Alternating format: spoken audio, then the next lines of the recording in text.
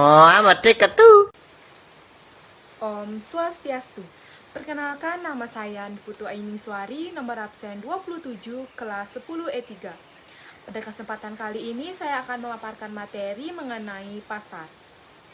Namun sebelum itu, apakah akan mengetahui apa itu pasar? Apaan tuh? Apaan tuh? Apaan tuh? Apaan tuh? Apaan tuh? Apaan tuh?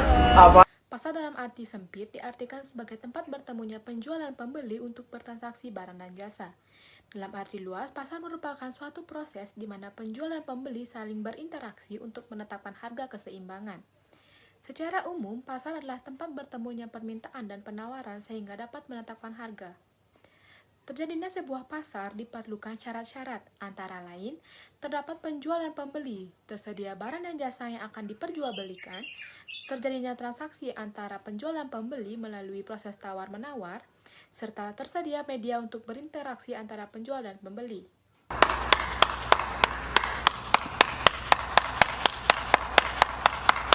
Selanjutnya, adapun fungsi dan peranan pasar.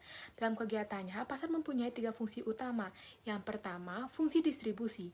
Pasar memungkinkan produsen berhubungan dengan konsumen, baik secara langsung maupun tidak langsung dengan perantara dalam perdagangan. Yang kedua, fungsi pembentukan harga. Harga pasar akan terbentuk dengan adanya kesepakatan antara pembeli dan penjual. Dan yang ketiga, fungsi promosi.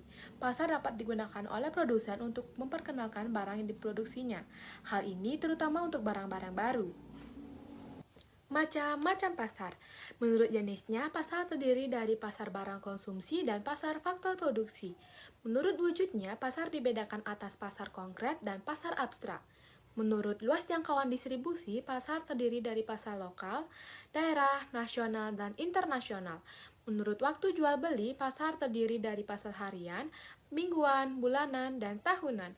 Menurut nama tempat atau daerah, yang termasuk pasar ini antara lain Pasar Cikini, Pasar Kramat Jati, dan sebagainya. Menurut barang yang dijual, yang termasuk jenis pasar ini antara lain pasar buah, pasar sayur, pasar ikan, dan sebagainya. Berikutnya, struktur pasar. Struktur pasar ada 2. Yang pertama, pasar persaingan sempurna. Pasar persaingan sempurna adalah suatu bentuk interaksi antara permintaan dan penawaran, yang ditandai oleh jumlah produsen serta konsumen yang sangat banyak dan hampir tidak terbatas. Ciri-ciri pasar persaingan sempurna antara lain, terdapat banyak penjual dan pembeli, barang-barang yang diperdagangkan homogen atau serupa, setiap perusahaan bebas keluar atau masuk, pembeli mengetahui kondisi pasar, faktor-faktor produksi bergerak bebas, perusahaan menerima harga yang ditentukan pasar, serta tidak ada campur tangan pemerintah. Dan yang kedua, pasar persaingan tidak sempurna. Pasar persaingan tidak sempurna adalah pasar yang jumlah penjual dan pembelinya tidak sebanding atau tidak seimbang. Ada kemungkinan pasar dikuasai satu penjual atau beberapa penjual, sedangkan pembelinya hanya satu atau beberapa pembeli yang menguasai pasar. Bentuk-bentuk pasar tidak sempurna dibagi menjadi 4. Yang pertama, pasar monopoli. Pasar monopoli adalah suatu bentuk pasar yang hanya ada satu penjual menguasai perdagangan barang atau jasa, sehingga pembeli tidak bisa mendapatkan barang pengganti atau substitusi. Oleh karena hanya ada satu penjual, penjual dapat menentukan harga dan dapat memperoleh keuntungan yang tinggi. Yang kedua, pasar oligopoli.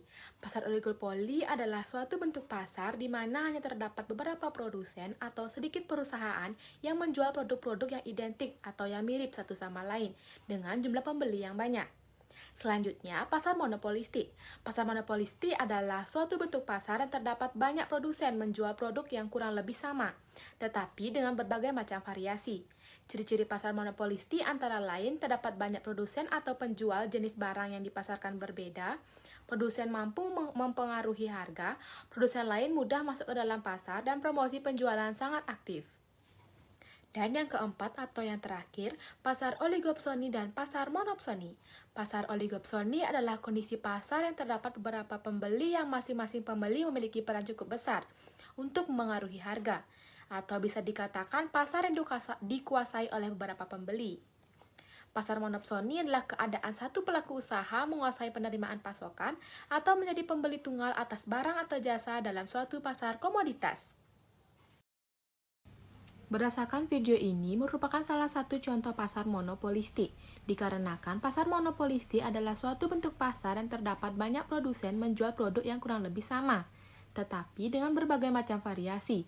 Terdapat beberapa ciri-ciri, antara lain, terdapat banyak produsen atau penjual, jenis barang yang dipasarkan berbeda, produsen mampu memengaruhi harga, produsen lain mudah masuk ke dalam pasar, dan promosi penjualan sangat aktif.